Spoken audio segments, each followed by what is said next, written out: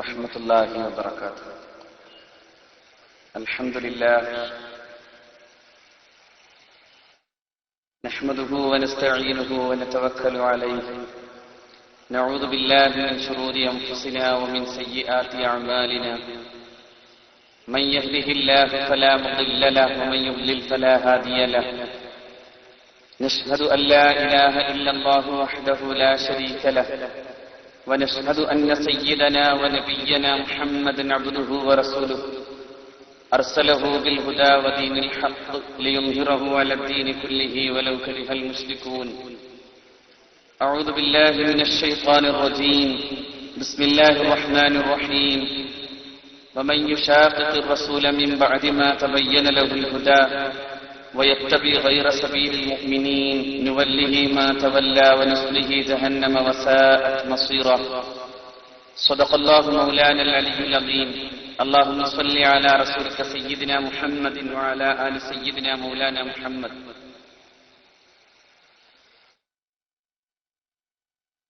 വേദിയിൽ ഉപവിഷ്ടരായ സമസ്ത കേരള ജംഇയ്യത്തുൽ ഉലമയുടെ മുഷാവറ മെമ്പർമാരുൾപ്പെടെ ഈ മഹാപ്രസ്ഥാനത്തിന്റെ ഓരോ ഘടകങ്ങളുടെയും ഏറ്റവും പ്രഗത്ഭരായ നേതാക്കൾ ഉൾപ്പെടെയുള്ള സദസ്സിലെ വിശിഷ്ട വ്യക്തിത്വങ്ങൾ, സ്നേഹാദരം നിറഞ്ഞ സഹോദരന്മാർ, അല്ലാഹു റബ്ബുൽ ഇസ്സത്ത് ഈ പരിശുദ്ധ സദസ്സിൽ ഒരുമിച്ച് കൂടാനുള്ള ഭാഗ്യം തന്നതുപോലെ നാളെ സ്വർഗത്തിലും ഒരുമിക്കാൻ അല്ലാഹു ഭാഗ്യം തരുമാറാകട്ടെ. പ്രൗഢമായ ഒരു സദസ്സിന്റെ മുമ്പിലാണ് ഞാൻ നിൽക്കുന്നത്. അഭിയന്തനായ പാണക്കാട് സയ്യിദ് ഹൈദർലി ശിഹാബ് തങ്ങളെ ഓരോരോ മഹല്ലുകളുടെയും ഖാദിയായി ബൈഅത്ത് ചെയ്യപ്പെടുന്ന വളരെ പ്രധാനപ്പെട്ട ഒരു ചടങ്ങാണ് നമ്മുടെ മുമ്പിൽ നടക്കാനുള്ളത്. ഇവിടെ ബഹുമാന്യനായ ഹസൻ സഖാഫി പൂക്കോട്ടൂർ സൂചിപ്പിച്ച പോലെ സംയുക്ത ഖാദിമാരും ജില്ലാ ഖാദിമാരും വന്ദ്യരായ നാട്ടിക ഉസ്താദ് സൂചിപ്പിക്കാറുള്ളത് പോലെ ഗ്രൗണ്ട് ഖാദിമാരൊക്കെ നിറഞ്ഞു നിൽക്കുന്ന കാലത്ത് ഇതുപോലെ ഒരാൾ ഒരു 4-5 മാസങ്ങൾക്ക് ഒരു 1-2 വർഷങ്ങൾക്ക് മുമ്പ് തന്നെ തൃശൂർ ജില്ലയിൽ സംയുക്ത ഖാദിയായി രംഗപ്രവേശം ചെയ്തിരുന്നു. അന്നത് പത്രക്കാർക്കിടയിൽ വലിയ ചർച്ചയായി. അദ്ദേഹം ഒരു സംയുക്ത ഖാദി എന്ന നിലയിലാണ് അറിയപ്പെടുന്നത്. പക്ഷെ മഹല്ലുകൾക്കാർക്കും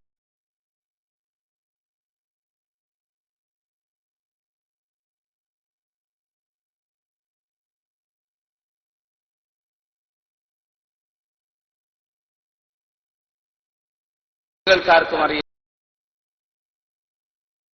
അയാൾ എന്ത് ഖാദിയാണ്.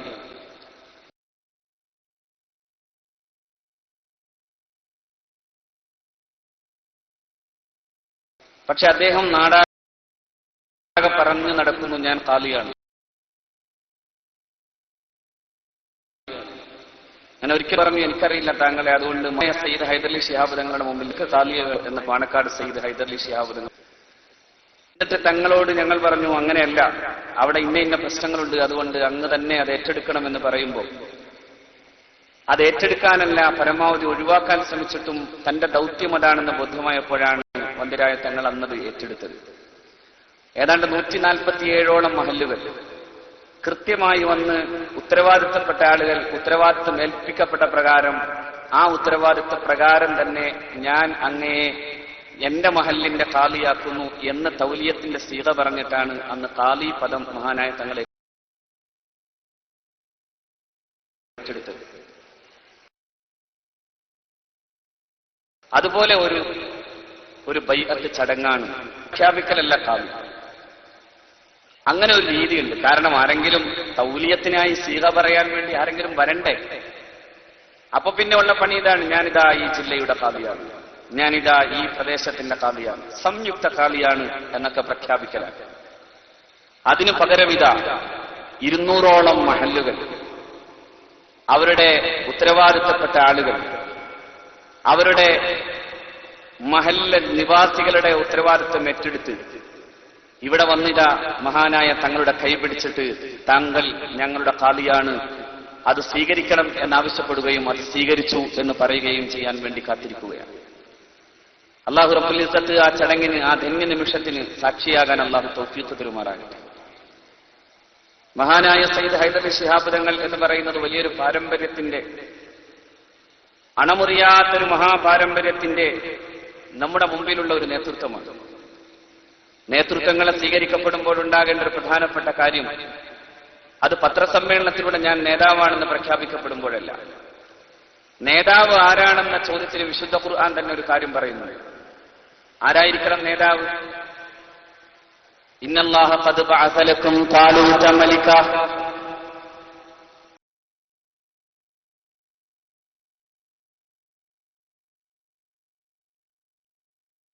നിശ്ചയം നേതാവിനെ നിങ്ങൾക്ക് അല്ലാഹു റബ്ബുൽ ഇസ്സത്തിനെ സ്വീകരിച്ചു. ആ ഭരവനോട് ജനങ്ങൾ ചോദിച്ചൊരു ചോദ്യമുണ്ട്, എന്താണ് അയാളുടെ യോഗ്യത?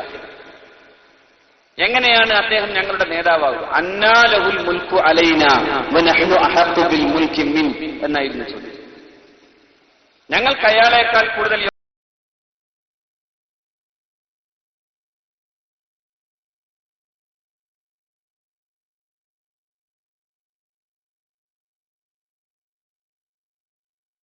യോഗ്യതയുണ്ടല്ലോ.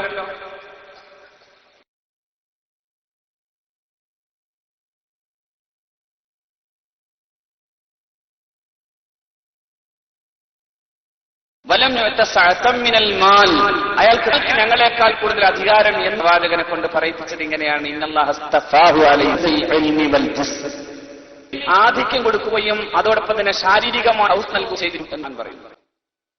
അപ്പോഴും ചില ആളുകൾക്ക് സംശയം വന്നപ്പോൾ പടച്ച തമ്പുരാൻ വേറൊന്നു കൂടി ചെയ്തു. എന്താണ് ഇനിയും അദ്ദേഹത്തിന്റെ യോഗ്യതയുടെ തെളിവെന്താണ് എന്ന് ചോദിച്ചപ്പോഴാണ് അല്ലാഹു റബ്ബുൽ ഇസ്സത്ത് ഇങ്ങനെ തന്നെ പറഞ്ഞു, ഇന്ന ആയത മുൽകിഹി അൻ യഅതിയകും അത്താബൂതു ഫീഹി സകീനത്തും മിർ റബ്ബിക്കും വബഖിയത്തും മിമ്മാ തറക ആലു മൂസ വ ആലു ഹാറൂൻ എന്ന് ഖുർആൻ പറയുന്നു. നിശ്ചയം അദ്ദേഹത്തിന്റെ നേതൃത്വത്തിന്റെ അദ്ദേഹത്തിന് ആ അധികാരം ചിഹ്നമായി വരാവുന്ന വിധം നിങ്ങൾക്കായി ഒരു പേടകം വരാനിരിക്കുന്നു എന്ന് പരിശുദ്ധ ഖുർആൻ പറഞ്ഞു. അൻ യഅതിയകും അത്താബൂതു, താബൂത്ത് വരാൻ. അതിലെന്താ ഉള്ളത്? ഈ സക്കീനത്തും മിർ റബ്ബിക്കും, രക്ഷിതാവിന്റെ ഭാഗത്തുള്ള സക്കീനത്ത് അതിലുണ്ട്. അതോടൊപ്പം തന്നെ വബഖിയത്തും മിമ്മാ തറക ആലു മൂസ വ ആലു ഹാറൂൻ, ഹാറൂൻ നബി അലൈഹിസ്സലാത്തു വസ്സലാമിന്റെയും മഹാനായ സയ്യിദുനാ മൂസ നബി അലൈഹിസ്സലാത്തു വസ്സലാമിന്റെയും കുടുംബശേഷിപ്പുകൾ കൂടി അതിലുണ്ട് എന്ന് അല്ലാഹു റബ്ബുൽ ഇസ്സത്ത് പറഞ്ഞു കൊടുക്കുന്നു. തഹ്മിലുൽ മലായിക, അത് മലക്കുകൾ അതിനെ വഹിച്ചുകൊണ്ടുവരും എന്ന് ഖുർആൻ പറഞ്ഞു. അവിടെ ഒരു ശേഷിപ്പ്, അതായത് ഒരു തിരുകുടുംബത്തിന്റെ പവിത്രമായ പാരമ്പര്യമുണ്ട് എന്നാണ് പടച്ച തമ്പുരാൻ അവിടെ പറയുന്നത്. മഹാന്മാരായ മുഫസ്സിരീങ്ങൾ വിശദീകരിച്ചു, ആദം നബി അലൈഹി സ്വലാത്തു വസ്സലാം മുതലുള്ള സകല പ്രവാചകന്മാരുടെയും ശേഷിപ്പുകൾ അടങ്ങിയിട്ടുള്ള ഒരു പെട്ടിയാണ് അവർക്ക് ലഭ്യമാകുന്നത് എന്നായിരുന്നു. അതിന്റെ ഏറ്റവും പ്രധാനപ്പെട്ട കാര്യം, ആ ശേഷിപ്പിന്റെ കൂടെ കിട്ടാവുന്ന മറ്റൊരു കാര്യം സമാധാനമാണ്, സക്കീനത്താണ്. നമ്മുടെ നാട്ടിൽ ചില ആളുകൾ ശേഷിപ്പുകൾ കൊണ്ടുവന്നപ്പോൾ തകർന്നത് സമാധാനമാണ്. കാരണം അത് ശേഷിപ്പല്ലാത്തത് കൊണ്ടാണ്. ശേഷിപ്പാണെങ്കിൽ സമാധാനമാണ് മുന്നേ വരേണ്ടത് എന്നാണ് ഖുർആൻ. ഫീഹി സക്കീനത്തുൻ മിർ റബ്ബിക്കും, രക്ഷിതാവിന്റെ ഭാഗത്ത് സക്കീനത്തുണ്ടാകും. ആ സക്കീനത്തും ശേഷിപ്പുകളും അതാരുടെ കയ്യിലാണോ അവരാണ് നേതാവായി വരേണ്ടതിന്റെ അടയാളമുള്ളവർ എന്ന് പറഞ്ഞു കൊടുക്കുകയായിരുന്നു പടച്ച തമ്പുരാൻ. നോക്കൂ നിങ്ങൾ, മഹാനായ സയ്യിദ് ഹൈദർ അലി ശിഹാബ് തങ്ങൾ പത്രസമ്മേളനത്തിലൂടെ നേതാവായി വന്നയാളല്ല എന്ന് സൂചിപ്പിക്കാൻ കാരണം അതാണ്. ഇത് നേതാവാണ്. ഏത് അർത്ഥത്തിലുള്ള നേതാവ്? അഷ്റഫുൽ ഖൽഖിന്റെ പാരമ്പര്യത്തിലൂടെ വന്ന കേരളീയ മണ്ണ്, ഈത്തപ്പനയുടെ നാട്ടിൽ നിന്ന് കേരവൃക്ഷങ്ങളുടെ നാടിനായി അള്ളാഹു സമ്മാനിച്ചൊരു വരദാനമാണ് സയ്യിദ് ഹൈദർ അലി ശിഹാബ് തങ്ങൾ. യമന്റെ മഅബറിൽ നിന്ന് കേരളീയ മുസ്ലിം ഉമ്മത്തിന് നേതൃത്വം കൊടുക്കാൻ വന്ന സാദാത്യങ്ങളുടെ കൂട്ടത്തിലെ പാരമ്പര്യത്തിന്റെ തേജോമയമായൊരു ശോഭയുടെ ബിന്ദുവാണ് മഹാനായ സയ്യിദ് ഹൈദർ അലി ശിഹാബ് തങ്ങളുടെ പിതൃപരമ്പര. ആ പാരമ്പര്യത്തിന്റെ നേതൃമഹിമയെല്ലാം നമ്മൾ കണ്ടതാണ്. 4 പതിറ്റാണ്ടുകളുടെ വസന്തം പോലെ മുസ്ലിം ഉമ്മത്തിന്റെ നടുത്തളങ്ങളിലൂടെ മന്ദസ്മിതം പോലെ ഒരു മന്ദാരുതൻ നമ്മെ തഴുകിത്തലോടി നടന്നു പോകുമ്പോഴുണ്ടായിരുന്നൊരു അഹങ്കാരമുണ്ട്, ഞങ്ങൾക്കൊരു നേതാവുണ്ട് എന്ന് പറയുന്നൊരു അഹങ്കാരം. അത് പറയാൻ കഴിയും വിധം മഹാനായ സയ്യിദ് മുഹമ്മദ് അലി ശിഹാബ് തങ്ങൾ സ്നേഹത്തിന്റെ ഒരു നേർത്ത മന്ദമാരുതനായി നമ്മുടെ മുമ്പിലൂടെ നടന്നുപോയി. 4 പതിറ്റാണ്ടുകൾ നാം വിശ്രംഭിതമായ മനോഭാവത്തോടുകൂടെ ആ മനുഷ്യന്റെ ജീവിതത്തിന്റെ നേരെ നോക്കിയിരുന്നു. കരാളഭീകരവും പ്രതിസന്ധി നിറഞ്ഞതുമായ കൊടുങ്കാറ്റുകൾ അടിച്ചതുമായ രാത്രികളിൽ പോലും അടങ്ങ് എന്നൊരു വർത്തമാനം പറയുമ്പോഴേക്കും നമ്മളത് കേട്ടിരുന്നു. എത്രമേൽ ഭീകരമായ ചില വേദനകളുടെ മുമ്പിലിരിക്കുമ്പോഴും നിങ്ങൾ അടങ്ങൂ, നിങ്ങൾ മുസ്ലിങ്ങളാണ്, അതുകൊണ്ട് സംയമനത്തിന്റെ വഴിയാണ് നിങ്ങൾക്ക് നല്ലത് എന്ന് പറയുമ്പോഴേക്കും ഇല്ല തങ്ങളെ, ഞങ്ങൾക്കത് സഹിക്കാനാവില്ല എന്നായിരുന്നില്ല പറഞ്ഞത്. ഞങ്ങളുടെ പ്രിയപ്പെട്ട തങ്ങളത് പറഞ്ഞാൽ അത് കേൾക്കാതിരിക്കാൻ നിങ്ങൾക്ക് വയ്യ എന്നായിരുന്നു ഈ സമുദായം പറഞ്ഞത്. അതുകൊണ്ടാണ് കേരളത്തിന്റെ പ്രഗത്ഭനായ മുഖ്യമന്ത്രി അദ്ദേഹത്തിന്റെ DGPയുടെ മുമ്പിൽ ചെന്നിട്ട് DGP അദ്ദേഹത്തിന്റെ മുമ്പിൽ വരുമ്പോ അദ്ദേഹം DGPയോട് പറയുന്നുണ്ട്, താങ്കൾക്ക് എന്താ ഇത്ര ബേജാറ്? എന്നാൽ ഇന്നത്തെ രാത്രിയുടെ കാര്യത്തെക്കുറിച്ചാണ് ഞാൻ ആലോചിക്കുന്നത്. ഇന്ന് ഇന്ത്യയിൽ ഭീകരമാം വിധം ഇന്ത്യയുടെ മതേതരത്വത്തിന്റെ ചിഹ്നമായിരുന്ന ബാബരി മസ്ജിദ് തകർക്കപ്പെട്ട ദിവസമാണ്. ഈ രാത്രി മലബാറിലെ മുസ്ലിങ്ങൾ എന്താണ് ഇതിനെതിരെ പ്രതികാരമായി അവർ പ്രതികരിക്കുക എന്ന് എനിക്കറിയില്ല. അതുകൊണ്ടാണ് ഞാൻ കൂടുതൽ ആശങ്കാകുലനാകുന്നത് എന്ന് പറയുമ്പോ കേരളത്തിന്റെ ഏറ്റവും പ്രഗത്ഭനായ മുഖ്യമന്ത്രി, ഒരർത്ഥത്തിൽ പറഞ്ഞാൽ പിന്നെ ഇന്ത്യയുടെ കിങ് മേക്കർ എന്ന പദവിയിലേക്ക് എത്തിയ പ്രഗത്ഭനായ മുഖ്യമന്ത്രി പറഞ്ഞു, അങ്ങ് ഭയക്കണ്ട, അങ്ങ് ആശങ്കാകുലനാവേണ്ടതുമില്ല. അങ്ങകലെ മലബാറിലെ പാണക്കാട്ടെ ഗ്രാമത്തിൽ പാണക്കാട് സയ്യിദ് മുഹമ്മദ് അലി ശിഹാബ് തങ്ങൾ എന്ന മുസ്ലിം ഉമ്മത്തിന്റെ നായകനുണ്ട്. ആ നായകന്റെ എല്ലാ പാരമ്പര്യത്തെയും സംയോജിപ്പിച്ചുകൊണ്ടാണ് മഹാനായ സയ്യിദ് ഹൈദർ അലി ശിഹാബ് തങ്ങൾ നമ്മുടെ മുമ്പിലുള്ളത്. കേരളീയ മുസ്ലിം വർത്തമാനത്തിന്റെ ചരിത്രത്തിന്റെ ഇന്നലകളിലും ആ മഹാരഥന്മാരായ നേതാക്കന്മാർ നമുക്ക് വഴികാട്ടിയവരാണ്. ക്ഷേത്രത്തിന്റെ മുറ്റത്ത് ബ്രിട്ടീഷു സാമ്രാജ്യത്തിനെതിരെ യുദ്ധം ചെയ്യാൻ വേണ്ടി പോകുന്നതിന് മുമ്പ് തലക്കളത്തൂർ ക്ഷേത്രമുറ്റത്ത് നടക്കുന്ന വീരേതിഹാസത്തിന് ചരിത്രം കുറിക്കാൻ കുഞ്ഞുതങ്ങൾ ആ യുദ്ധത്തിൽ അവർ ഷഹീദായി വീണു. അവരുടെ ശരീരങ്ങളിൽ നേലസുകൾ കണ്ടെടുത്ത് മുസ്ലിം ഉദ്യോഗസ്ഥന്മാർ തന്നെയാണ് മഹാനായ പാണക്കാട് സയ്യിദ് ഹുസൈൻ ആറ്റക്കോയ തങ്ങളുടെ മുമ്പിലെത്തിയത്. തഹസീൽദാർ എന്ന് പറയുന്നയാൾ മുസ്ലിം ഉദ്യോഗസ്ഥനാണ്, ബ്രിട്ടീഷ് ഉദ്യോഗസ്ഥനാണ്, പക്ഷേ അദ്ദേഹം മുസ്ലിമാണ്, മലയാളിയാണ്. അദ്ദേഹം പാണക്കാട് സയ്യിദ് ഹുസൈൻ ആറ്റക്കോയ തങ്ങളോട് ചോദിച്ചു, അല്ല തങ്ങളെ, ഈ ഏലസ് മന്ത്രിച്ചു കൊടുത്തത് രോഗശമനത്തിന് വേണ്ടി വന്നവർക്ക് വേണ്ടി ഞാൻ എന്റെ പിന്നെ ആത്മീകമായ ചികിത്സയുടെ ഭാഗമായി ചെയ്തതാണ് എന്നൊന്ന് പറഞ്ഞു കൊടുത്താൽ ബ്രിട്ടീഷ് ഗവൺമെന്റിന് അങ്ങ് അറസ്റ്റ് ചെയ്യാതിരിക്കാമായിരുന്നു എന്ന് പറയുമ്പോ, ഇല്ല, അങ്ങനെ മാറ്റി പറയാൻ ഞാനില്ല. എന്റെ രാജ്യത്തേക്ക് കടന്നു വന്ന അധിനിവേശത്തിനെതിരായി, സാമ്രാജ്യത്വത്തിനെതിരായി പൊരുതാൻ എന്റെ പ്രിയപ്പെട്ട സഹോദരന്മാർക്ക് പ്രചോദനമാകുമാറാണ് ഞാൻ ആ ഏലസ് മന്ത്രിച്ചു കൊടുത്തത് എന്ന് പറയുകയായിരുന്നു പാണക്കാട് സയ്യിദ് ഹുസൈൻ ആറ്റക്കോയത്തങ്ങൾ. ഈ സമൂഹത്തിന്റെ വർത്തമാനങ്ങളിൽ എവിടെയുമില്ലാത്ത ഒരാളെ കൊണ്ടുവന്നല്ല നമ്മളിത് വായിക്കുന്നത് എന്ന് പറയാനാണ്. കേരളീയ മുസ്ലിം സമൂഹത്തിന്റെ സ്പന്ദനങ്ങളുടെ മുമ്പിലിരുന്നവരാണിവർ. മഹാനായ സയ്യിദ് ഹുസൈൻ ആറ്റക്കോയ തങ്ങളെ അവസാനം ബ്രിട്ടീഷ് ഗവൺമെന്റ് അറസ്റ്റ് ചെയ്തു. അങ്ങനെ വേലൂർ ജയിലിലേക്കാണ് കൊണ്ടുപോയത്. വേലൂർ ജയിലിലേക്ക് പോകവേ നമസ്കരിക്കാൻ വേണ്ടി വുളൂ ചെയ്യാൻ ആവശ്യമാകുന്ന വിധം ട്രെയിൻ തന്നെ നിന്നുപോയി. പോത്തന്നൂർ എന്ന് പറയുന്ന സ്റ്റേഷന്റെ മുമ്പിൽ വരുന്നതിന് മുമ്പ് ആ ഭാഗത്ത് വരുമ്പോ അവിടെ മഹാനായ സയ്യിദ് ഹുസൈൻ ആറ്റക്കോയ തങ്ങൾക്ക് വേണ്ടി ആ ട്രെയിൻ നിന്നു. എന്നിട്ട് അവിടെ നിന്ന് നമസ്കരിച്ചതിനു ശേഷം തന്നെ ആ ട്രെയിൻ സ്റ്റാർട്ട് ചെയ്യപ്പെടുകയും പോവുകയും ചെയ്തു എന്നാണ്. മഹാനായ സയ്യിദ് ഹുസൈൻ ആറ്റക്കോയ തങ്ങൾ ഇപ്പോഴുള്ളത്, അവിടുത്തെ മക്ബറയുള്ളത് വെല്ലൂരാണ്.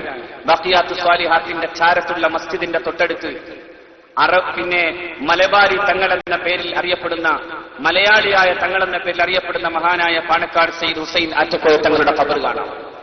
ഞാൻ പറഞ്ഞു വന്നത്, അള്ളാഹു തെരഞ്ഞെടുത്ത ഒരു പറ്റം ആളുകളാണ് ഇത്. അള്ളാഹു തെരഞ്ഞെടുത്താൽ, പടച്ചതമ്പുരാൻ തെരഞ്ഞെടുത്താൽ, ആ തെരഞ്ഞെടുപ്പിന് യോഗ്യരായ നേതാക്കൾ എന്ന നിലയിലാണ് ഈ മഹാന്മാരായ സാദാത്യങ്ങളെ നമ്മൾ കാണുന്നത്. ഇവരല്ലേ കേരളത്തിലെ മുസ്ലിം ഉമ്മത്തിന്റെ നേതാക്കന്മാർ? എല്ലാ കാലത്തും ഈ പണ്ഡിതന്മാരുടെയും നേതാക്കന്മാരുടെയും നേതൃത്വത്തിന്റെ കീഴിൽ നിൽക്കാനുള്ള ഭാഗ്യം കിട്ടി എന്നതല്ലേ കേരളീയ മുസ്ലിം സമൂഹത്തിന്റെ ഏറ്റവും വലിയ ലാഭവും? നിങ്ങൾ ആലോചിച്ച് നോക്കൂ, വേറെ എവിടെയാ ഇങ്ങനൊരു ലാഭം കിട്ടിയത്? ഖാലി എന്ന് പറയുന്നത് ഒരു മഹല്ലിന്റെ അവസാന തീർപ്പ് കൽപ്പിക്കാൻ പോകുന്ന, ആ മഹല്ലിന്റെ ആത്മീകമായ കാര്യങ്ങളുടെ കർമ്മശാസ്ത്രപരമായ വിഷയങ്ങളുടെ അവസാനത്തെ തീർപ്പായി മാറാൻ പോകുന്ന ഒരാളാണ്. എന്ന് പറഞ്ഞാൽ അയാൾ ആ അർത്ഥത്തിൽ ആ മഹല്ലിന്റെ മുഴുവൻ അഡ്മിനിസ്ട്രേഷനും ആ മനുഷ്യന്റെ കയ്യിലാണ് ഇരിക്കുന്നത്. അങ്ങനെ ഒരു ഖാദിയാവുക എന്ന് പറയുന്നതോടുകൂടി ആ മഹല്ലിലെ ഭാരവാഹികളുടെ തീരുമാനങ്ങൾക്കപ്പുറത്ത് കർമ്മശാസ്ത്രപരമായ വിഷയങ്ങളിൽ അവസാനത്തെ തീർപ്പ് കൽപ്പിക്കാൻ, അവിടെ ശരിക്കും പറഞ്ഞാൽ ആ നാട്ടിലെ മുഴുവൻ പെൺകുട്ടികളുടെയും പിതാവാകുന്ന പോലെ അനാഥരെ വലിയില്ലാത്തവരെ അത്തരം മക്കളുടെ വിവാഹം ചെയ്തു കൊടുക്കാൻ അർഹമാകുന്ന വിധം വലിയൊരു യോഗ്യതയാണ് നാം ആ മഹാനുഭാവനെ ഏൽപ്പിച്ചു കൊടുക്കാൻ പോകുന്നത്. നേതാവിന്റെ കീഴിൽ അനുയായികളായി മാറാൻ പോവുകയാണ്. അതാണല്ലോ മുസ്ലിം ഉമ്മത്തിന്റെ ഏറ്റവും വലിയ യോഗ്യതയും. ഉമ്മത്ത് എന്ന് പറയുന്നതിൽ പോലും അങ്ങനെ ഒന്നുണ്ട്. ഉമ്മത്ത്, മഹാനായ ഇമാം റാസി റഹ്മത്തുള്ളാഹി അലൈഹി തങ്ങൾ പറയുന്നുണ്ട്, ഉമ്മത്ത് എന്ന് പറഞ്ഞാൽ അതിന്റെ അർത്ഥം ത്വാഇഫത്തുൻ മുജ്തമിഅത്തുൻ അലാ ശൈഇൻ വാഹിദ് എന്നാണ്. ഒരു പ്രത്യേക ലക്ഷ്യത്തിൽ ഒരുമിച്ച് കൂടുന്നവരാണ്. ഇമാമു മഅ്മൂമ് എന്ന് പറയുന്ന ആ ഒരു രീതിയെ തന്നെ അതുകൊണ്ട് തന്നെയാണ് നമ്മളെ പഠിപ്പിച്ചത്. ഇമാമ് തക്ബീറത്തുൽ ഇഹ്റാം മുതൽ സലാം വീട്ടുന്നത് വരെയുള്ള ഇമാമല്ല. അയാൾ ആ സമൂഹത്തിന്റെ ആത്മീക ജീവിതത്തിന്റെ മുഴുവൻ ഇമാമാണ്. അയാളുടെ മഅ്മൂമീങ്ങളാണ് മറ്റുള്ളവർ. അങ്ങനെയെങ്കിൽ ഒരു നിശ്ചിതമായ ലക്ഷ്യത്തിന്റെ മുമ്പിൽ ഒരുമിച്ച് കൂടുന്ന ഒരു സമൂഹമാണ് യഥാർത്ഥത്തിൽ ഉമ്മ. ആ ഉമ്മത്താണ് മുസ്ലിങ്ങൾ. ആ ഉമ്മത്തിലെ ഏറ്റവും ഉത്കൃഷ്ടമായ ഉമ്മത്താണ് മുസ്ലിങ്ങൾ. അതുകൊണ്ടാണ് അല്ലാഹു റബ്ബുൽ ഇസ്സത്ത് കുന്തും ഖൈറ ഉമ്മത്തിൻ എന്ന് തന്നെ പറഞ്ഞു. ഏറ്റവും നല്ല ഉമ്മത്ത് നിങ്ങളാണ്. നിങ്ങൾക്ക് ലക്ഷ്യമുണ്ട്, നിങ്ങൾക്ക് നേതാവുണ്ട്. അതിനെ കൃത്യമായി നടപ്പിലാക്കിയ ഒരു ജനത ജീവിക്കുന്നുവെങ്കിൽ ഞാൻ അഭിമാനപൂർവ്വം പറയും, അത് കേരള മണ്ണാണ്. കേരള മണ്ണാണ്. മറ്റിടങ്ങളിൽ മുസ്ലിങ്ങളെ സംബന്ധിച്ചിടത്തോളം ഇത്രയേറെ കൃത്യവും വ്യവസ്ഥാപിതവുമായ ഒരു നേതൃത്വം ഉണ്ടായിരുന്നില്ല എന്നൊരു വസ്തുതയാണ്. മറ്റിടങ്ങളിൽ ഇതുപോലെ ജീവിക്കുന്ന, തങ്ങളുടെ സമൂഹത്തിന്റെ സ്പന്ദനങ്ങളെ തിരിച്ചറിയുന്ന, തങ്ങളുടെ സമൂഹത്തിന്റെ വ്യതകളും അവന്റെ വേവലാതിയും തിരിച്ചറിയുന്ന, അവന്റെ ആദി തിരിച്ചറിയുന്ന ഒരു നേതാവ് ഉണ്ടായിരുന്നില്ല എന്നത് ശരിയാണ്. മഹാന്മാരായ നമ്മുടെ നേതാക്കന്മാരുടെ പ്രത്യേകതയും അത് തന്നെയാണ്. അവർ നമ്മുടെ മുമ്പിൽ കേവലം ഒരു കാറിൽ വന്നിറങ്ങി എങ്ങോ പോയി മറയുന്ന ഒരു നേതാവല്ല, സോപാനങ്ങൾ ഇരിക്കുന്ന നേതാവുമല്ല. മറിച്ച് ആ നേതാവ് സമൂഹത്തിന്റെ കൂടെയുണ്ട്. ആ നേതാവിന്റെ വീട്ടിന്റെ മുമ്പിൽ ചെല്ലുമ്പോ ഒരു സെക്യൂരിറ്റി ഗാർഡും വന്നിട്ട് ചോദിക്കൂല, നിങ്ങൾ എവിടുന്ന് വന്നു, എന്തിനു വന്നു എന്ന് ചോദിക്കാറില്ല. എല്ലാം ചോദിക്കാൻ വേണ്ടി ആ നേതാവിന്റെ ഉമ്മറപ്പടിക്കലിരിക്കുന്ന കസേരയിൽ ആ മഹാനായ നേതാവ് ഇരിക്കുന്നുണ്ടാകും. പരാതികൾ മുഴുവനും അവിടെ അവതരിപ്പിക്കപ്പെടും. പരാതികൾക്ക് ശേഷം ഒരു സാന്ത്വനത്തിന്റെ വർത്തമാനത്തിന്റെ മുമ്പിൽ മുഴുവൻ വ്യാധിയും മാറിയിട്ട് തിരിച്ചു പോരാൻ നമുക്ക് സാധിക്കുന്ന വിധം നേതാവ് സമൂഹത്തിന്റെ കൂടെയാണ്. നേതാവ് സമൂഹത്തിന്റെ കൂടെയായിരുന്നു അഷ്റഫുൽ ഖൽഖ് സ്വല്ലല്ലാഹു അലൈഹി വസല്ലം. നേതാവിന്റെ സ്വഭാവത്തെക്കുറിച്ച് ഖുർആൻ പറയുന്നിടത്ത് അല്ലാഹു റബ്ബുൽ ഇസ്സത്ത് ഇങ്ങനൊരു പ്രയോഗം നടത്തുന്നു.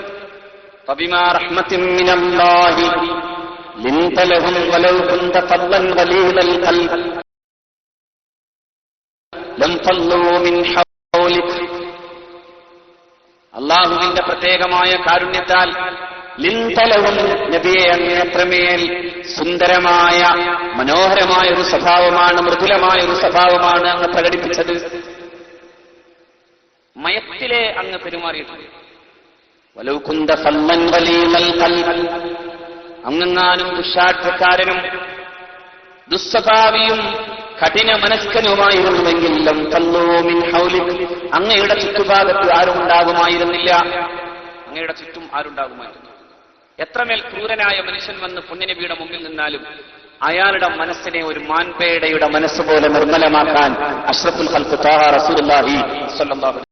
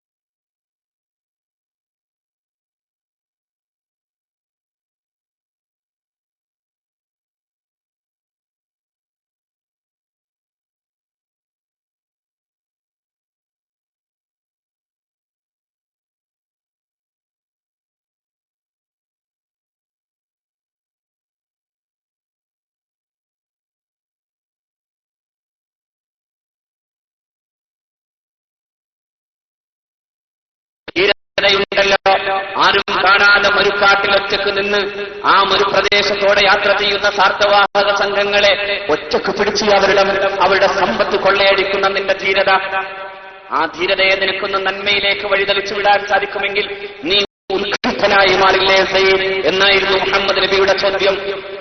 അള്ളാഹുവിന്റെ പ്രവാചകൻ പറഞ്ഞു, സയ്യിദ് നീ ഇനിമേൽ അങ്ങനെ നീ ക്രൂരനായ സയ്യിദായി മാറാൻ ആഗ്രഹിക്കരുത്. സയ്യിദുൽ ഖൈർ എന്ന് വിളിക്കാനാണ് എനിക്കിഷ്ടം. അന്ത സയ്യിദുൽ ഖൈർ എന്ന് പറയുമ്പോ രണ്ട് കണ്ണുകളിൽ നിന്ന് ഉതിർന്നു വീണ കണ്ണുനീരുകളോടുകൂടെ പരിശുദ്ധ റസൂലിന്റെ പക്ഷത്തിലേക്ക് അയാൾ, നബി തിരുമേനിയുടെ ശരീരത്തിലേക്ക് അയാൾ വീണുടഞ്ഞ പോലെ നബി തിരുമേനിയുടെ ശരീരത്തിലേക്ക് വീണിട്ട് അല്ലാഹുവിന്റെ പ്രവാചകനോട് ചോദിക്കുന്നുണ്ട്, എന്നെക്കുറിച്ച് പലരും ദ്രോഹിയായ, ക്രൂരനായ, വളരെ മോശക്കാരനായ മനുഷ്യനെന്ന് വിളിച്ചു പറയുമ്പോ എന്റെ പ്രവാചകർ അങ്ങക്ക് എങ്ങനെ തോന്നി എന്നെ ഇങ്ങനെ ഉത്കൃഷ്ടൻ എന്ന് വിളിക്കാനെന്ന് ചോദിക്കുമ്പോ അള്ളാഹുവിന്റെ പ്രവാചകൻ പറയുന്നുണ്ട്, നീ ധീരനാണ്, നിന്റെ ധൈര്യത്തിന് നന്മയിലേക്കുള്ള മാർഗത്തിലെ, നന്മയുടെ മാർഗത്തിലേക്ക് വഴിതിരിച്ചു വിടാൻ സാധിക്കുമെങ്കിൽ നിനക്ക് പലതും ചെയ്യാൻ സാധിക്കും. ആ മനുഷ്യനെ നന്നാക്കി മുഹമ്മദ് നബി സല്ലല്ലാഹു അലൈഹി വസല്ലം. അശ്ഹദു അല്ലാ ഇലാഹ ഇല്ലല്ലാഹ് വഅശ്ഹദു അന്നക റസൂലുള്ളാഹ് എന്ന് പറഞ്ഞു അഷ്റഫുൽ ഖൽഖിന്റെ മുമ്പിൽ നിന്ന് സല്ലല്ലാഹു അലൈഹി വസല്ലം.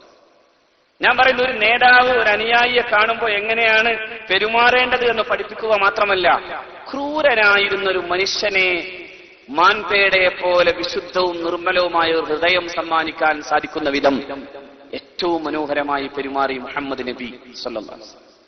മാനവ ചരിത്രത്തിൽ ഏറ്റവും മോശക്കാരായിരുന്നല്ലോ അള്ളാഹുവിന്റെ പ്രവാചകന്റെ മുമ്പിൽ ഉണ്ടായിരുന്നത്. ഗിബ്ബൺ അദ്ദേഹത്തിന്റെ ഗ്ലിംസസ് ഓഫ് വേൾഡ് ഹിസ്റ്ററി, പിന്നെ the decline and fall of the Roman empire എന്ന പുസ്തകത്തിൽ സൂചിപ്പിക്കുന്നുണ്ട്, the human brute almost without sense is poorly distinguished from the rest of animal creation. മൃഗങ്ങളിൽ നിന്ന് വ്യത്യസ്തരെന്ന് പറയാൻ സാധിക്കാത്ത കുറെ മനുഷ്യമൃഗങ്ങൾ, ദ ഹ്യൂമൻ ബ്രൂട്ട്, നരാധമന്മാർ.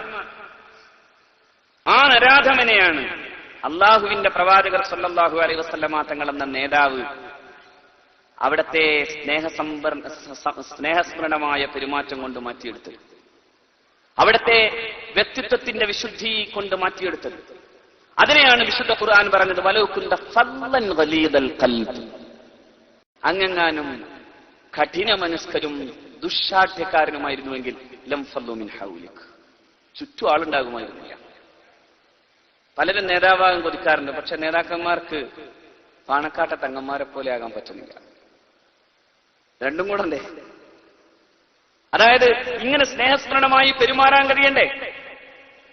എത്ര ആളുകൾ എത്ര രീതിയിൽ എത്ര സ്വഭാവത്തിൽ വന്നു നിൽക്കുന്നു, എത്ര കുടുംബ വഴക്കുകൾ തീർക്കണം, എത്ര അയൽപ്പക്ക തർക്കങ്ങൾ തീർക്കണം. അതിനിടയിൽ സ്വന്തം കുടുംബത്തിലേക്കൊന്ന് തിരിഞ്ഞു നോക്കാൻ പോലും സമയം കിട്ടുന്നില്ല. ചൊവ്വാഴ്ചയാണ് ആകെ കിട്ടുന്ന ഒരു ദിവസം, അന്നൊന്ന് വീട്ടിന്റെ അകത്തേക്ക് പോകാൻ കഴിയുന്നില്ല. അപ്പോഴേക്കും വരുന്നു പള്ളിത്തർക്കം, അപ്പോഴേക്കും വരുന്നു രാഷ്ട്രീയ തർക്കങ്ങൾ, പിന്നെ മണ്ഡലം തർക്കങ്ങൾ, പ്രശ്നങ്ങളുടെ ഒരു വലിയ ചുരുട്ട് അങ്ങനെ തന്നെ കൊണ്ടുവന്ന് വെക്കുന്നു. എന്നിട്ട് അതൊക്കെ മനോഹരമായി ഇങ്ങനെ കെട്ടഴിച്ചു വിട്ട് അതെല്ലാം പൂർണ്ണമായി തീർത്തിട്ട് സുസ്മേരവദനായിരിക്കാൻ സാധിക്കുന്നു എന്ന് പറയുന്നിടത്താണ് ലിന്തലഹും, നേതാവെ എങ്ങനെയാകണം, ലിന്തലഹും, അങ്ങെങ്ങാനും ദുശ്ശാഠ്യക്കാരനാകുമായിരുന്നുവെങ്കിൽ, അങ്ങെങ്ങാനും ദുഷിച്ച മനസ്സിന്റെ ഉടമയാകുമായിരുന്നുവെങ്കിൽ പോട്ടെ, ഗലീദൽ ഖൽബ്, കഠിന മനസ്കനാകുമായിരുന്നു. ഇവിടെ ഇമാം റാസി തങ്ങൾ പറയുന്ന ഒന്നുണ്ട്, നല്ല സ്വഭാവമാണ്, പക്ഷേ അനുയായിയുടെ കണ്ണുനീരിന്റെ മുമ്പിൽ ഒന്ന് കണ്ണൊപ്പാനുള്ള മനസ്സുണ്ടാവില്ല ചില ആളുകൾക്ക്. അപ്പോ അവൻ ഗലീദുൽ ഖൽബാണ്, കടുത്ത മനസ്കനാണ്, കഠിന മനസ്കനാണ്. ഒരു കുഴപ്പമില്ല, നല്ല മനുഷ്യനാണ്, നല്ല സ്വഭാവമാണ്, പിന്നെ ദിക്റിന്റെ വലിയ പിന്നെ ആ കെട്ടിങ്ങനെ അയച്ചുകൊണ്ടേ ഇരിക്കുന്നുണ്ടാവും, ഒക്കെ ചെയ്യുന്നുണ്ടാവും. പക്ഷേ ഒരു അനുയായി വന്നിട്ടൊരു വേദന പറഞ്ഞാൽ അതിന്റെ മുമ്പിൽ ഒന്ന് ഇരുന്നു കൊടുക്കാൻ കഴിയില്ല. അവിടെയാണ് മഹാനായ പ്രവാചകർ സല്ലല്ലാഹു അലൈഹി വസല്ലമയെ അള്ളാഹു പറഞ്ഞു കൊടുക്കുന്നത്, കഠിന മനസ്കതയും ഉണ്ടായിരുന്നില്ല അങ്ങേക്ക്. അങ്ങ് ആ ജനതയുടെ കൂടെ ജീവിച്ചു. എത്രത്തോളം അള്ളാഹുവിന്റെ പ്രവാചകർ സല്ലല്ലാഹു അലൈഹി വസല്ലമയുടെ മുമ്പിൽ വന്ന് നബി തിരുമേനി സല്ലല്ലാഹു അലൈഹി വസല്ലമയോട് എന്തോ ചോദിച്ചു, കിട്ടിയില്ലെന്ന് വന്നപ്പോ, തൃപ്തികരമായി അത് കിട്ടാതെ വന്നപ്പോ പ്രവാചകരെ ആക്ഷേപിച്ച ഒരാൾ, എന്നിട്ട് അയാൾ അള്ളാഹുവിന്റെ പ്രവാചകന്റെ തിരുസദസ്സിലിരിക്കുമ്പോ ഹബീബിന്റെ പ്രിയപ്പെട്ട അനുയായികൾ നബി തിരുമേനി സല്ലല്ലാഹു അലൈഹി വസല്ലമ തങ്ങളെ ആക്ഷേപിച്ചു എന്നതിന്റെ പേരിൽ അയാളെ കൈകാര്യം ചെയ്യാൻ വേണ്ടി ശ്രമിക്കുമ്പോ അയാളെ പതുക്കെ വിളിച്ചു കൊണ്ടുപോയി സയ്യിദത്തുനാ ആയിഷത്തു സിദ്ദീഖയുടെ വീട്ടിലേക്ക് ചെന്ന് അവിടെയുള്ളത് കൊണ്ട് തൃപ്തിപ്പെടുത്തിയിട്ട് പുണ്യനബി സല്ലല്ലാഹു അലൈഹി വസല്ലം ഈ മനുഷ്യനോട് പറയുന്നുണ്ട്, തൃപ്തിയായെങ്കിൽ എന്റെ സദസ്സിൽ ഒരിക്കൽ കൂടി വരണം, എന്നിട്ട് എന്റെ സദസ്സിനോട് പറയണം ഞാൻ എന്ത് ചെയ്തു തന്നു എന്ന് പറയണം. ആ നന്മകൾ മുഴുവൻ പറഞ്ഞ് ഇനിമേൽ എന്നെ ആക്ഷേപിച്ചതിന്റെ പേരിൽ നിങ്ങൾക്കെതിരെ ഏതെങ്കിലും തരത്തിലൊരു അക്രമം എന്റെ സ്വഹാബത്തിന്റെ ഭാഗത്തുണ്ടാകാതിരിക്കാൻ അത് പറഞ്ഞിട്ട് പോകണമെന്ന് മുഹമ്മദ് നബി അള്ളാഹുവിന്റെ പ്രവാചകന്റെ മുമ്പിൽ തിരുസദസ്സിൽ വന്നിരുന്നിട്ട് സ്വഹാബാക്കൾ കേൾക്കെ പറഞ്ഞു, നബി എനിക്ക് ചെയ്തു, നബി എനിക്ക് സദഖ ചെയ്തു തന്നു, എനിക്ക് തൃപ്തിയായി എന്ന് പറയുമ്പോ അഷ്റഫുൽ ഖൽഖ് പറയുന്നുണ്ട്, സ്വഹാബാക്കളെ, നേരത്തെ ഞാൻ നിങ്ങൾക്ക് വിട്ടുതന്നിരുന്നുവെങ്കിൽ, ഇയാളെ നിങ്ങൾ കൊല്ലുകയോ മറ്റോ ചെയ്തു പോയിരുന്നുവെങ്കിൽ നിങ്ങൾ അദ്ദേഹത്തെ നരകത്തിലേക്ക് വിട്ടയക്കലായിരുന്നു സത്യത്തിൽ ചെയ്യുക. പക്ഷേ ഞാൻ ഇയാളെ നന്നാക്കി സ്വർഗത്തിലേക്ക് വിടാനുള്ള മനുഷ്യനാക്കി എന്ന് മുഹമ്മദ് നബി സ്വല്ലല്ലാഹു അലൈഹി വസല്ലം. ഏതുപോലെ ഒരൊട്ടകം നിയന്ത്രണം വിട്ടോടുമ്പോ ആ ഒട്ടകത്തിന്റെ പിന്നാലെ അറബി അല്പം പുല്ല് കയ്യിൽ പിടിച്ച് ആ ഒട്ടകത്തെ മെരുക്കാൻ ആവശ്യമാകുന്ന വിധം ഈ ഒട്ടകത്തിന്റെ പിന്നാലെ ഓടുമ്പോ സുഹൃത്തുക്കളായ അറബികൾ അദ്ദേഹത്തിന്റെ പിന്നാലെ പോകും. നബി തിരുമേനി ഉദാഹരിച്ചു സല്ലല്ലാഹു അലൈഹി വസല്ലം. അള്ളാഹുവിന്റെ പ്രവാചകൻ പറഞ്ഞു, അവിടെ ആ അറബികൾ മുഴുവനും കൂടി ഇദ്ദേഹത്തെ സഹായിക്കാൻ ചെല്ലുമ്പോ ഈ അറബി തിരിഞ്ഞിട്ട് പറയും, നിങ്ങൾ എന്നെ സഹായിക്കാൻ വേണ്ടി എന്റെ കൂടെ പോരേണ്ട, കാരണം ഒട്ടകത്തെ കിട്ടില്ല. അതുകൊണ്ട് ഒട്ടകത്തെ കിട്ടാൻ ഞാൻ അതിന് മനസ്സിലാകാവുന്ന, അതിനെ മെരുക്കാൻ കഴിയുന്ന സ്വഭാവത്തിൽ ഞാൻ അതിനെ മെരുക്കിയെടുക്കാം, നിങ്ങൾ എന്നെ സഹായിക്കാൻ നിൽക്കേണ്ടതില്ല എന്ന് പറഞ്ഞ് ഞാൻ അതിനെ ഒഴിവാക്കും. അതുപോലെയാണ് ആ ഒട്ടകത്തെ മെരുക്കാൻ ആഗ്രഹിച്ച അറബിയെ പോലെയാണ് എന്റെയും ഈ മനുഷ്യന്റെയും ഉദാഹരണം എന്ന് അഷ്റഫുൽ ഖൽഖ് ത്വാഹ റസൂലുള്ളാഹി സ്വല്ലല്ലാഹു അലൈഹി വസല്ലം. ഇവിടെ ഈ സ്വഭാവങ്ങളെ മുഴുവനും നിങ്ങളൊന്ന് സംയോജിപ്പിച്ചു നോക്കൂ. മഹാന്മാരായ നമ്മുടെ ഈ സാദാത്യങ്ങളിൽ കാണാനാവും. അവർ ഈ സമുദായത്തിന്റെ കൂടെ ജീവിച്ചവരാണ്. അവരും മഹാന്മാരായ നമ്മുടെ ഉലമാവും ഒരുമിച്ച് നടന്ന് ഉണ്ടാക്കിയെടുത്തതാണ് ഈ നവോത്ഥാനം, ഈ വലിപ്പം. മലബാറിൽ മഹാന്മാരായ ഉലമാവും അതുപോലെ തന്നെ മഹാന്മാരായ സാദാത്യങ്ങളും നീണ്ട പതിറ്റാണ്ടുകളല്ല, നീണ്ട നൂറ്റാണ്ടുകളുടെ ബന്ധാണ്. നോക്കൂ, 400 കൊല്ലം മുമ്പാണ് 1498 വാസ്കോഡ ഗാമ കാപ്പാട് കപ്പലിറങ്ങുന്നത്. അന്നു മുതൽ സാമ്രാജ്യത്വ വിരുദ്ധ ചിന്തയെ ഏറ്റവും ശക്തമായി അവതരിപ്പിക്കുകയും അധിനിവേശത്തിനെതിരായുള്ള സമരം നടത്താൻ മുസ്ലിങ്ങളെ പഠിപ്പിക്കുകയും ചെയ്തതാരാ? ഇവിടെ ഇപ്പോ പുതിയ സാമ്രാജ്യത്വ വിരുദ്ധ രാഷ്ട്രീയവും സമരവും നടത്തുന്ന ആളുകളുടെ നേതാക്കന്മാരല്ല, അവരുടെ ഉപ്പാപ്പമാരല്ല. ആ ഉപ്പാപ്പമാർ കോഴിയുടെ മുള്ളോട് കൂകന്നു ചൊന്നാരെ കൂശാതെ കൂകി പറപ്പിച്ച് വിട്ടോവർ എന്ന് പാടിത്തന്ന മഹാനായ ഖാലി മുഹമ്മദ് ഖദ്ദസല്ലാഹു സിറഹുൽ അസീസ് തങ്ങളാണ്. കോഴിയുടെ മുള്ളോട് കൂകന്ന് ചൊന്നാരെ കൂശാതെ കൂകി പറപ്പിച്ചു വിട്ടവരെന്ന് പാടിയാൽ അതാര് പാടിയതാ? അല്ലേ? അതൊരു പാരമ്പര്യത്തിന്റെ പാട്ടാണ്. തുഞ്ചത്തെഴുത്തച്ഛന് രാമായണത്തിലെ അധ്യാത്മരാമായണം എന്ന മലയാളത്തിൽ എഴുതപ്പെട്ട അധ്യാത്മരാമായണത്തിന് തുഞ്ചത്തെഴുത്തച്ഛൻ എഴുത്തിനു വേണ്ടി കൈവെക്കുന്നതിന് മുമ്പ് മുസ്ലിം കേരളത്തിലെ വീടകങ്ങളിൽ ഈ ഉമ്മത്തിന്റെ ഉമ്മമാർ പഠിപ്പിച്ചു കൊടുത്ത പാട്ടാണ് മുഹിയുദ്ദീൻ മാല. മഹാനായ ഖാലി മുഹമ്മദ് ഖദ്ദസല്ലാഹു സിറഹുൽ അസീസ് തങ്ങൾ എഴുതിയതാണ്. ആ മനുഷ്യൻ തന്നെയാണ് സാമ്രാജ്യത്വ വിരുദ്ധ രാഷ്ട്രീയത്തിന്റെ ആദ്യ പാഠമെന്ന് പറയാവുന്ന വിധം പോർച്ചുഗലിനെതിരെയുള്ള പോരാട്ടത്തിന് തുടക്കം കുറിക്കാൻ ഫത്ഹുൽ മുബീൻ എന്ന ഗ്രന്ഥം എഴുതിയത്. ഫത്ഹുൽ മുബീൻ എന്തായിരുന്നു? ഫത്ഹുൽ മുബീൻ നായർ പടയാളികൾ മുസ്ലിം പടയാളികളും ഒരുമിച്ചു.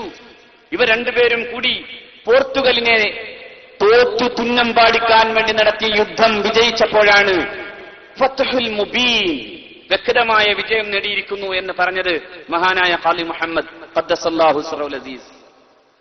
ആ പാരമ്പര്യമാണ് ഷെയ്ഖ് സൈനുദ്ദീൻ മഖ്ദൂം ഒന്നാമൻ തഹ്രീർ എന്ന് പറയുന്ന ഖണ്ഡകാവ്യം എഴുതിയവർ. എന്നിട്ട് പറഞ്ഞു, ഈ പോർച്ചുഗൽ ഈ നാട്ടിലാകെ കുഴപ്പങ്ങൾ ഉണ്ടാക്കുകയാണ്. പ്രഗത്ഭനും പ്രശസ്തനും ഇന്ത്യയാകെ പ്രശസ്തനുമായിട്ടുള്ള സാമൂതിരി മഹാരാജാവിന്റെ ഭരണം അവസാനിപ്പിക്കാനാണ് പോർച്ചുഗൽ ആഗ്രഹിക്കുന്നത്. മലബാറിലെ മുസ്ലിങ്ങൾക്ക് സ്വാതന്ത്ര്യം നൽകിയ, മതപരമായ സ്വാതന്ത്ര്യം നൽകപ്പെട്ട, ആ അർത്ഥത്തിൽ നല്ലൊരു ഭരണം നമുക്ക് കാഴ്ചവെച്ചിട്ടുള്ള സാമൂതിരി രാജാവിന്റെ ഭരണം അവസാനിപ്പിച്ച് ഈ നാട്ടിൽ മുസ്ലിങ്ങളുടെ സാംസ്കാരികമായ ജീവിതത്തിന് അനുവദിക്കാത്ത വിധമാണ് പോർച്ചുഗൽ കടന്നു വന്നിട്ടുള്ളത്. യഥാർത്ഥത്തിൽ വാസ്കോഡ ഗാമ വന്നതും അങ്ങനെ തന്നെയാണ്.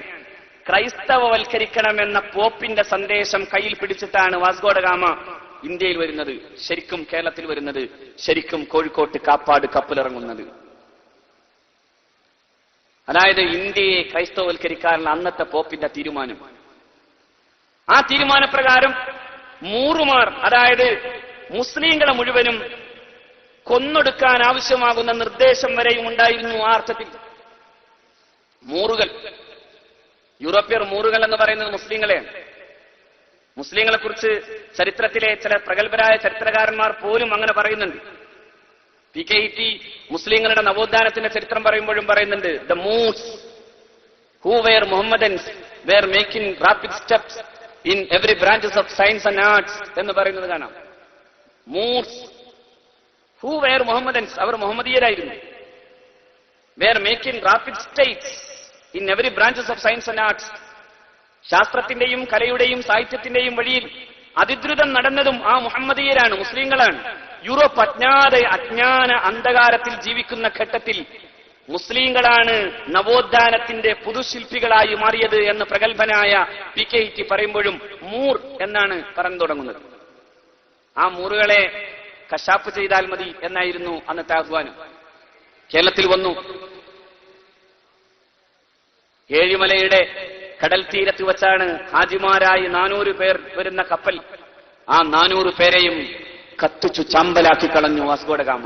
1502 രണ്ടാമത്തെ വരവിൽ വാസ്കോഡഗാമ ചെയ്തത്, ആ കരാള ഭീകരനായ രാക്ഷസൻ പാവപ്പെട്ട പെണ്ണുങ്ങളും ആണുങ്ങളും കൂടി നിങ്ങൾക്ക് എന്തു വേണമെങ്കിലും തരാം, സ്വർണം നിറച്ചു തരാം, കുരുമുളക് നിറച്ചു തരാം, ഞങ്ങളെ കൊല്ലരുത് എന്നാവശ്യപ്പെടുമ്പോഴും കത്തിച്ചു ചാമ്പലാക്കി ആർത്തനാദം ആ കടൽ മുഴുക്കെ കേൾക്കുമ്പോഴും അതിന്റെ ആർത്തട്ടഹാസത്തിന്റെ മുമ്പിൽ രാക്ഷസച്ചിരിയുമായിരുന്നു വാസ്കോഡഗാമ എന്ന് പറയുന്ന പോർച്ചുഗൽ പിശാച്. ആ ഭീകരതയുടെ നാളുകൾക്ക് മുമ്പിൽ എഴുന്നേറ്റു നിൽക്കാൻ പഠിപ്പിച്ചത് അഹ്ലുസുന്നത്തി വൽ ജമാഅയുടെ പണ്ഡിതന്മാരാണ്. അഹ്ലുസുന്നത്തി വൽ ജമാഅയുടെ പണ്ഡിതന്മാരാണ്. ആരാ ഈ സമുദായത്തിന് നേതൃത്വം കൊടുത്തത്? സുന്നത്ത് ജമാഅത്തിന്റെ പണ്ഡിതന്മാരല്ലാതെ. ارتكبت على الخطا غير حسر وعادت لك أشكو فيه يا سيدي خير النبي الصلاة على النبي والسلام على الرسول.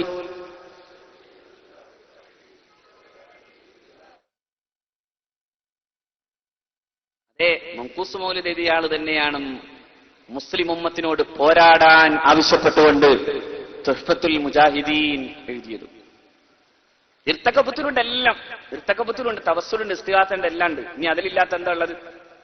സുന്നത്ത് ജമാഅത്തിന്റെ മുഴുവൻ അഖീദയും ഒരുമിച്ച് കൂട്ടിയ ഒരു ക്യാപ്സൂളാണ് ഇർത്തക്കബുത്തു അലൽ ഖത്താ ഗൈറ ഹസ്രിൻ വഅദദ് ലക അഷ്കു ലക അഷ്കു ലക അഷ്കു ഫീഹി യാ സയ്യിദി ഖൈറൻ നബി എന്ന അഷ്റഫുൽ ഖൽഖ് സല്ലല്ലാഹു അലൈഹി വസല്ലമ തങ്ങളെ പ്രകീർത്തിച്ചു പാടാൻ ഈ ഉമ്മത്തിനെ പഠിപ്പിച്ച ഷെയ്ഖ് സൈനുദ്ദീൻ മഖ്ദൂം രണ്ടാമൻ, അഷ്ശൈഖ് സൈനുദ്ദീൻ അൽ മഖ്ദൂം അത്താനി.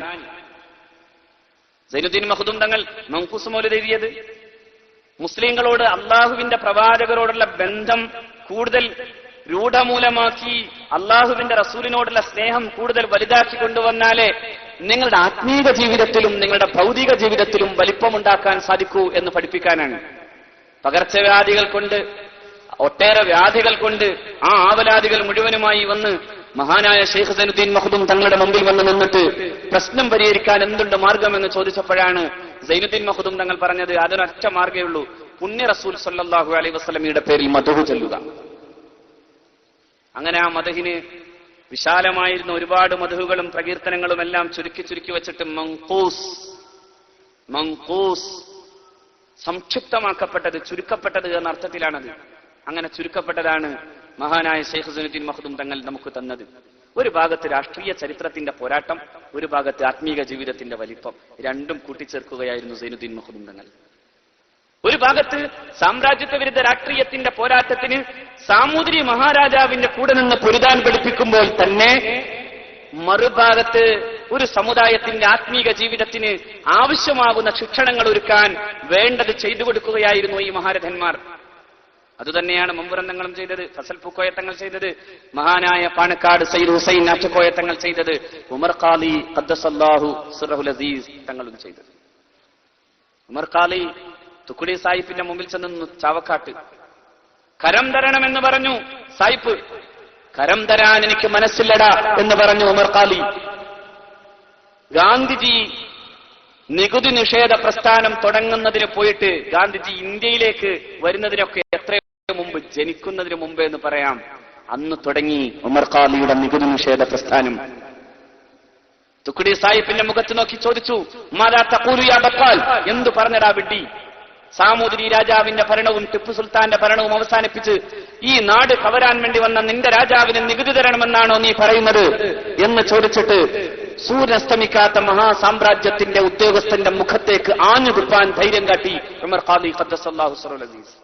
എന്നാ മനുഷ്യൻ അഷ്റഫുൽ ഖൽഖിന്റെ മുമ്പിലെത്തിയപ്പോഴോ, യാ അക്രമൽ ഖുറമ അലാ അതാബികും ഉമറുൽ ഫഖീറുൽ മുർതജി ലിജനാബികും,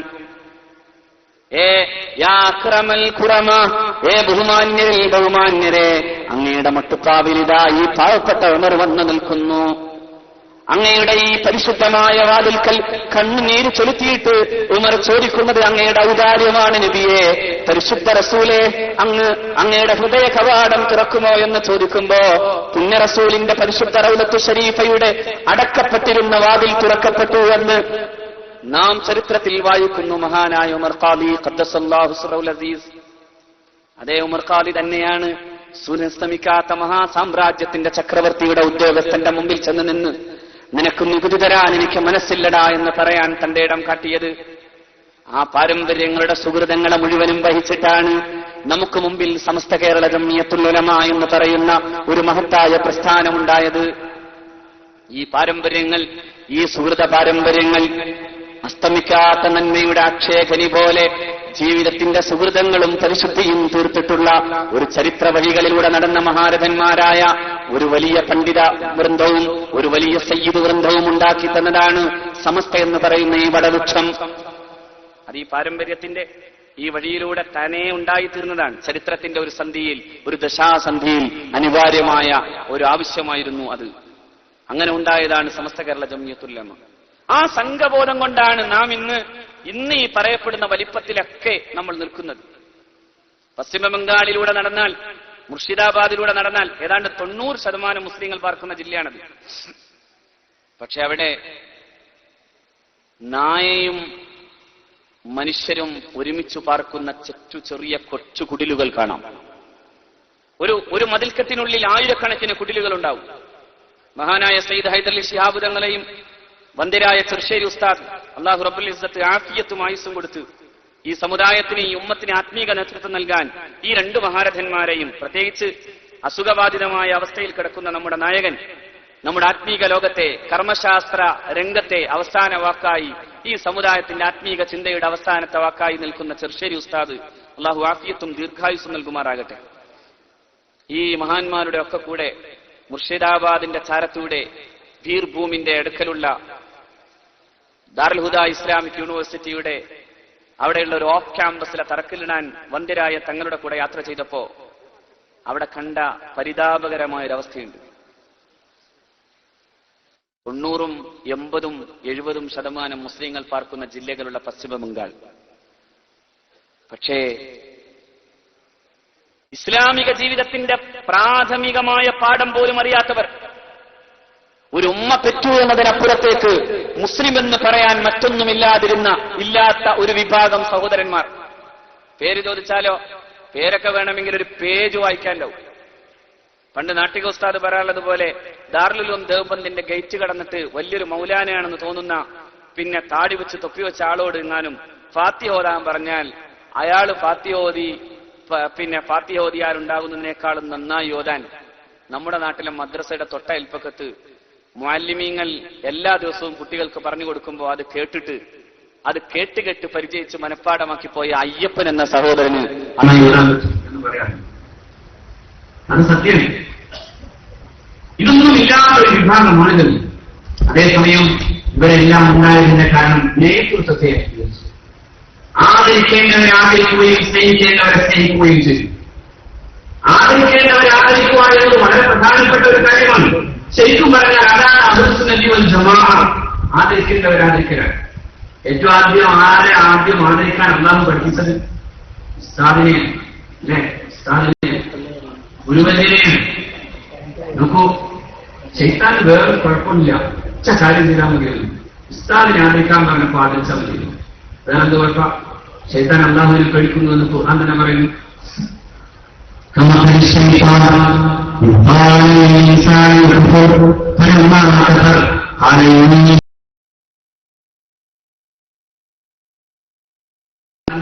ഉദാഹരണം പോലെ അവൻ മനുഷ്യനോട് പറയും, നീ ഒന്ന് കാഫിറാകണം, നീ ഒന്ന് സത്യനിഷേധിയായി കിട്ടണം.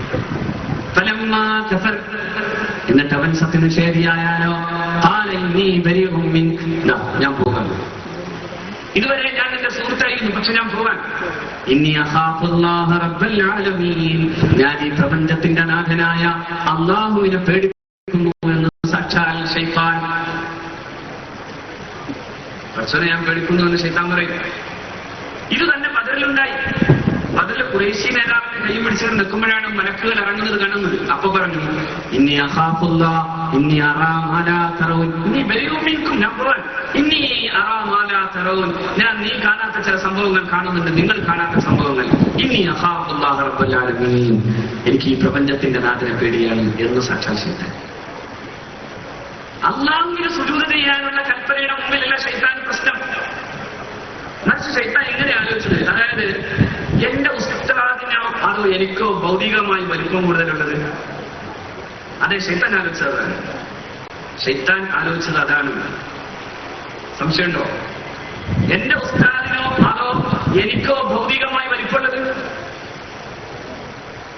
അതെ, അല്ലാഹു റബ്ബുൽ ഇസ്സത്ത് ചോദിച്ചു, എന്തേ ഞാൻ സുജൂദ് ചെയ്യാൻ വേണ്ടി ആവശ്യപ്പെട്ടപ്പോ നീ എന്തേ സുജൂദ് ചെയ്യാതിരുന്നത് എന്ന ചോദ്യത്തിന് ഖലഖ്തനീ മിൻ നാർ വ ഖലഖ്തഹു മിൻ തീൻ, എന്നെ പടച്ചത് നീ അഗ്നി കൊണ്ടാണ്, അവനെ പടച്ചത് നീ മണ്ണ് കൊണ്ടാണ്. മണ്ണ് കൊണ്ട് സൃഷ്ടിക്കപ്പെട്ട ആദമിന്റെ മുമ്പിൽ അഗ്നി കൊണ്ട് സൃഷ്ടമായ ഞാൻ എന്തിന് സുജൂദ് ചെയ്യണമെന്നായിരുന്നു പിശാചിന്റെ ചോദ്യം.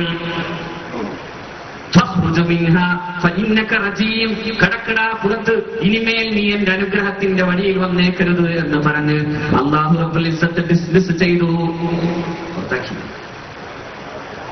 He was dismissed forever. എല്ലാ കാലത്തേക്കും ഡിസ്മിസ് ചെയ്യപ്പെട്ടു. Not suspension.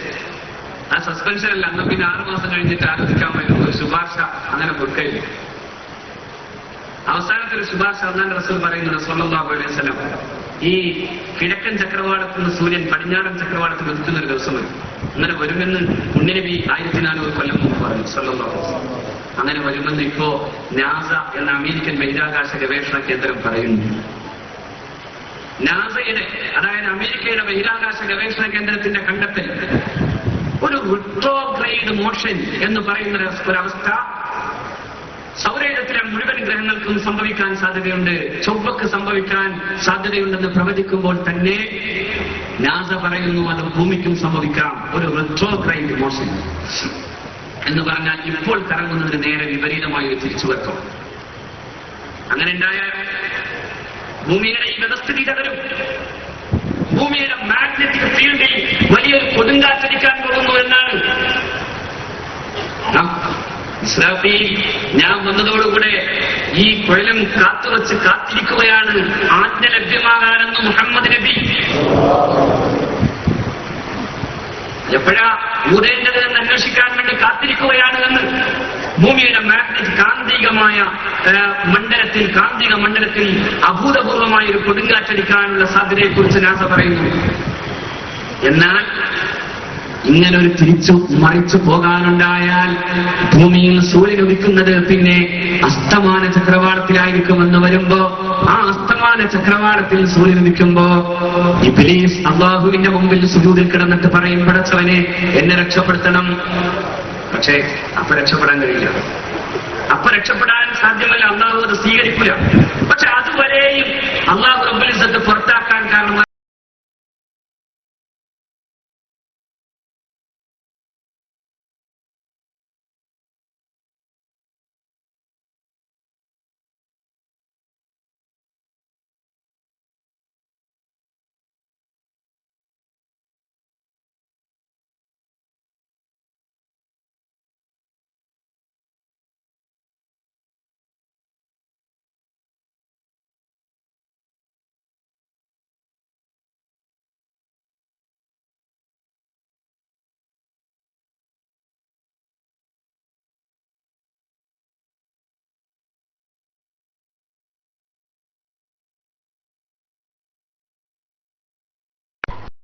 അസ്സലാമു അലൈക്കും. ലൈവ് പോയല്ലോ. അസീസ് യമനി ഉസ്താദ്. ഓക്കെ എത്തിയെന്ന് തോന്നുന്നു അല്ലേ? അസീസ് യമനി ഉസ്താദ്. ഓക്കെ, അസ്സലാമു അലൈക്കും.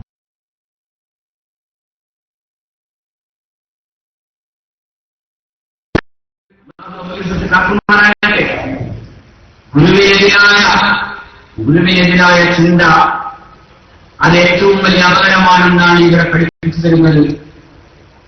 സംസ്കൃതിയുടെ നാം മുതൽ നിലനിന്ന ലോകത്തെ ഏത് സംസ്കാരങ്ങളും ഗുരു ഏറ്റവും കൂടുതൽ ആദരണീയനായിരുന്നു.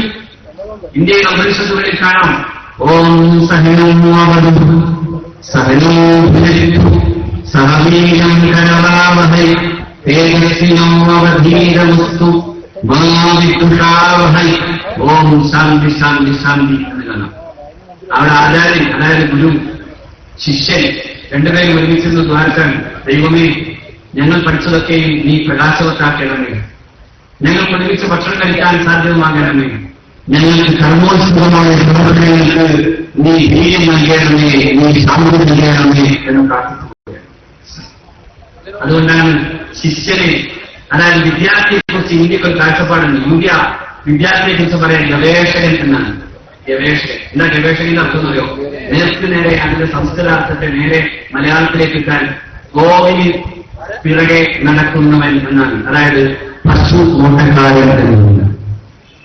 പശു ഓട്ടക്കാരൻ. നമ്മൾ വലിയ ഗവേഷകനാണെന്നൊക്കെ പറഞ്ഞാൽ സത്യത്തിൽ എന്താണ് ഇതർത്ഥം? പശു ഓട്ടക്കാരൻ.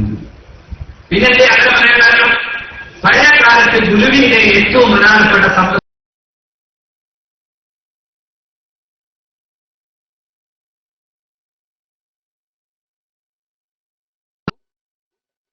അവനാണ് വിദ്യാർത്ഥി. ആ വിദ്യാർത്ഥിയാണ് നല്ല വിജ്ഞാനം നേടുന്നവൻ. അങ്ങനെ ആകണം എന്ന് പഠിപ്പിക്കുന്നിടത്താണ് ആ പേര് വിദ്യാർത്ഥിക്ക് ലഭ്യമാകുന്നത്, ഗവേഷകൻ എന്ന പേര്. നോക്കൂ, ഗുരുവും ശിഷ്യനും തമ്മിൽ ഒരു അഭേദ്യ ബന്ധമുണ്ട്. എവിടെയാണ് സത്യത്തിൽ അത് പൊളിഞ്ഞത്? കേരളീയ മുസ്ലിം സമൂഹത്തിന്റെ ചരിത്രത്തിലെ കഴിഞ്ഞ 2 പതിറ്റാണ്ടുകൾക്കിടയിലാണ് അങ്ങനെ സംഭവിച്ചു പോയത്. അള്ളാഹു റബ്ബുൽ ഇസ്സത്ത് കാക്കുമാറാകട്ടെ. അള്ളാഹു ഗുരുവര്യന്മാരുടെ പിന്നാലെ ജീവിക്കുന്ന, സാദാത്യങ്ങളുടെ പിന്നാലെ നടക്കുന്ന, അങ്ങനെ അവരുടെ നേതൃത്വത്തെ അംഗീകരിക്കുന്ന ഒരു വൃന്ദമാക്കി ഉമ്മത്തിനെ അള്ളാഹു നിലനിർത്തുമാറാകട്ടെ. അതെ, അങ്ങനെ നിൽക്കണം. നേതാവിനെ കേൾക്കാതെ ഒരു സമൂഹവും രക്ഷപ്പെട്ടിട്ടില്ല. ഒരു സമൂഹവും രക്ഷപ്പെട്ടിട്ടില്ല. എന്താ ഇവർ ജയിക്കാൻ കാരണമെന്നൊരിക്കൽ ശത്രുപടയുടെ നായകൻ ശത്രുപടയുടെ സൈന്യാധിപനോട് ചോദിച്ചപ്പോ ഒറ്റ കാര്യ പറഞ്ഞത്, നേതാവ് അനുയായികളുടെ ഒപ്പം ഇരുന്ന് ഭക്ഷണം കഴിക്കുന്നു. പക്ഷേ നേതാവ് എന്തെങ്കിലും കൽപ്പിച്ചാൽ അത് സമ്പൂർണമായി അനുയായികൾ അംഗീകരിക്കുന്നു. പിന്നെയുണ്ട് നേതാവിന്റെ കീഴിൽ നിന്ന് നേതാവ് ഇമാമത്ത് നിൽക്കുമ്പോൾ മൗമൂമിങ്ങളായി നിന്ന് അവരച്ചടക്കത്തോടെ നമസ്കരിക്കുന്നു. വല്ലാത്തൊരു സമൂഹമാണ്, അവരെ ജയിക്കാൻ നമുക്ക് സാധ്യല്ല എന്നായിരുന്നു PK Hitti history of Arabs എന്ന പുസ്തകത്തിൽ ഇത് രേഖപ്പെടുത്തുന്നത് കാണാം. മുസ്ലിങ്ങൾ അങ്ങനെയായിരുന്നു. സൈന്യാധിപനായി വന്ന നേതാവിന്റെ പിന്നിൽ നിന്ന് നമസ്കരിച്ചു, അവരുടെ ആജ്ഞ കേട്ടു, അവരുടെ കൂടെ നടന്നു, അവർ ജയിച്ചു. അത് തന്നെയാണ് കേരളത്തിലെ മുസ്ലിങ്ങളും ചെയ്തത്. നേതാക്കന്മാരായ സാദാത്യങ്ങളെയും ആലിമീങ്ങളെയും അംഗീകരിച്ചു, കേട്ടു, അവർ പറയുന്നത് കേട്ടു, അവരുടെ പ്രവർത്തനങ്ങളുടെ കൂടെ നിന്നു. മദ്രസ ഉണ്ടാക്കാൻ ബാഫത്തി തങ്ങൾ പറഞ്ഞപ്പോ മഹാന്മാരായ ഉലമാ സമസ്തയുടെ കീഴിൽ നിന്നുകൊണ്ട് അത് പ്രാവർത്തികമാക്കി. ഇന്ന് ലോകത്തെ ഏറ്റവും വലിയ വിദ്യാഭ്യാസ വ്യവസ്ഥാപിത സംവിധാനമായി ഇന്ന് ലോകം കണ്ട ഏറ്റവും വലിയ അത്ഭുതമായി കാണണമെങ്കിൽ അത് സമസ്ത കേരള ജംഇയ്യത്തുൽ ഉലമയുടെ മദ്രസ സംവിധാനമാണ്. കാരണം ആക്ഷേപരഹിതമായി പതിറ്റാണ്ടുകളുടെ പാരമ്പര്യത്തിലൂടെ അത് പ്രവർത്തിക്കുന്നു. ഒരു തരത്തിലും ഒരു പ്രശ്നവുമില്ലാതെ നിരന്തരമായി അത് പ്രവർത്തിക്കുന്നു. സച്ചാർ കമ്മീഷന്റെ റിപ്പോർട്ട് നടപ്പിലാക്കുന്നത് സംബന്ധിച്ച് സച്ചാർ കമ്മീഷന്റെ അന്വേഷണത്തിന്റെ ഭാഗമായി കേരളത്തിൽ വന്ന ജസ്റ്റിസ് രവീന്ദ്ര സച്ചാറിന്റെ കൂടെയുള്ള പ്രഗത്ഭനായ ഒരു വിദ്യാഭ്യാസ വിചക്ഷണുണ്ട്, സയ്യിദ് ഹാമിദ് സാഹിബ്. IAS ഉദ്യോഗസ്ഥനാണ് അദ്ദേഹം. അദ്ദേഹത്തോട് ഒരിക്കൽ ചോദിച്ചു, താങ്കൾ കേരളത്തിൽ വന്നപ്പോൾ എന്താണ് അങ്ങക്ക് തോന്നിയത്? ഞാൻ തന്നെയാണ് ചോദിച്ചാൽ. സത്യധാരയ്ക്ക് വേണ്ടിയുള്ള ഒരു അഭിമുഖത്തിലാണ് ചോദ്യം. ഈ പ്രഗത്ഭനായ IAS ഉദ്യോഗസ്ഥൻ ജാമിഉൽ ഹംദർദ് എന്ന് പറയുന്ന ഡൽഹിയിലെ വലിയൊരു യൂണിവേഴ്സിറ്റിയുടെ ചാൻസലർ, അദ്ദേഹം പറഞ്ഞു, മോനെ, എനിക്കവിടെ കാണാൻ കഴിഞ്ഞ ഏറ്റവും പ്രധാനപ്പെട്ട കാര്യം പ്രഭാതത്തിൽ കൊച്ചുമക്കൾ പുസ്തകങ്ങളുമായി മദ്രസയിലേക്ക് പോകുന്ന കാഴ്ചയാണ്. ലോകത്തെവിടെയും കാണാത്ത ആ കാഴ്ച കേരളത്തിലെ മുസ്ലിങ്ങളുടെ ഏറ്റവും വലിയ സംഭാവനയാണ് എന്ന് പറഞ്ഞു ആ മനുഷ്യൻ.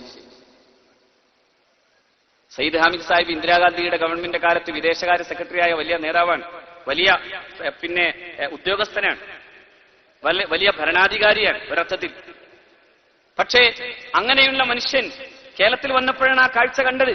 കേരളത്തിലെ മുസ്ലിം കുട്ടികൾ പ്രഭാതത്തിൽ തന്നെ കൊച്ചു പുസ്തകങ്ങളും മദ്രസ പുസ്തകങ്ങളുമായി മദ്രസയിലേക്ക് പോകുന്നു.